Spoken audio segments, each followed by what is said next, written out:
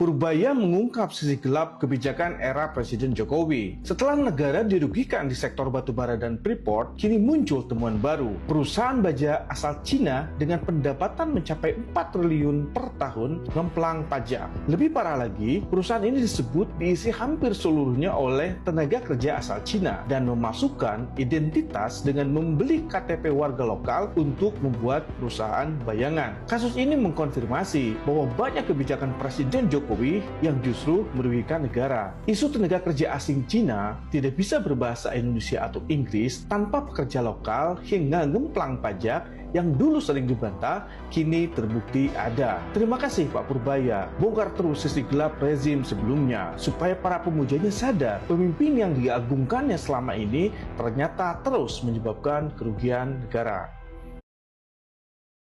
Di sini orang Cina semua, nggak bisa bahasa Indonesia, jual langsung ke klien, cash basis, nggak bayar PPN, saya rugi banyak itu. Nanti kan kita tindak dengan cepat. Kalau Anda tahu, pajak juga di banyak industri-industri liar yang nggak kena pajak. Ada yang saya tahu baja dan batak apa? Bangunan ya. Yang pengusahanya dari Cina, punya perusahaan di sini, orang Cina semua, nggak bisa bahasa Indonesia, jual langsung ke klien, cash basis, nggak bayar PPN, saya rugi banyak itu. Nanti kan kita tindak dengan cepat. Ada baja, ada perusahaan bangunan tadi. Kalau baja aja katanya potensinya kata orang yang sudah insaf itu setahun bisa 4 triliun lebih. Jadi besar itu, ada banyak perusahaan. Tapi yang saya heran adalah ada perusahaan yang semiliar itu, yang perusahaan dari asing, full asing bisa beroperasi di sini. Sementara orang pajak selama ini seperti agak tutup mata. Kalau saya tahu kan mereka pasti lebih tahu dari saya. Yang bea cukai seperti itu juga kita perberes. Jadi kita akan rapikan organisasi pajak dan bea cukai supaya bekerja lebih serius ke depan. Kalau bea cukai ancamannya clear dari sana, bahwa kalau nggak bisa betulin setahun ya betul-betul dirumahin. Jadi saya akan selamatkan supaya 16.000 orang itu tetap bekerja, tapi yang bagus, yang kerjanya, yang jelek-jelek kita akan rumahkan, saya akan katakan betul. Apakah reorganisasinya nanti setelah Kortex selesai kan Pak? Enggak. Reorganisasi Dirjen Pajak setelah Kortex selesai kan? Enggak, kenapa? Seminggu 2 minggu kita beresin. Yang under invoicing perasaan sawit tadi itu nilainya berapa potensinya Pak? Itu kan kita lihat kapal per kapal. Let's say itu praktek yang biasa mereka lakukan. Saya kan baru dapat 10 perusahaan besar, itu dapat sekitar 50% kira-kira itunya. Kalau pukul rata ya kira-kira yang total ekspor mereka yang diakui lah separuhnya. Jadi nanti kita beresin.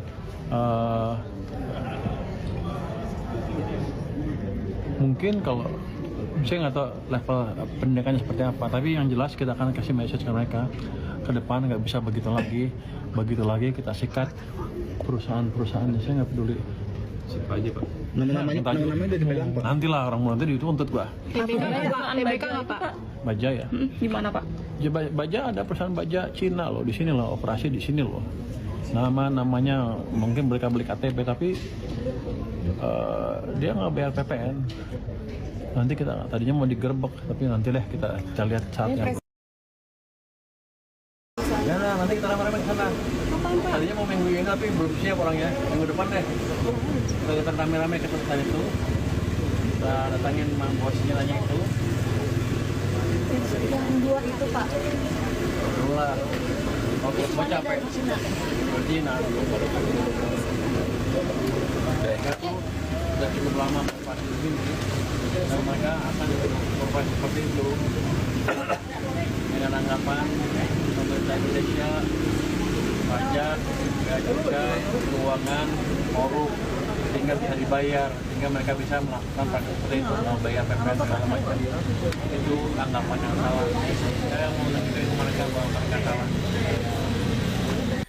Ini ada berita terbaru ya dari Menteri Purbaya bahwa memang ada sebuah perusahaan atau bahkan banyak ya kalau dinilai dari berita-berita yang ada, bahwa ternyata perusahaan Cina itu banyak masuk ke Indonesia itu tertarik dengan adanya sebuah birokrasi yang mungkin mereka manfaatkan, terutama di celah pajak. Kemudian dari faktor murahnya upah para pekerja juga menjadi daya tarik mereka. Bahkan mobil listrik ya, perusahaan BYD yang berada di Vietnam itu berbondong-bondong ke Indonesia.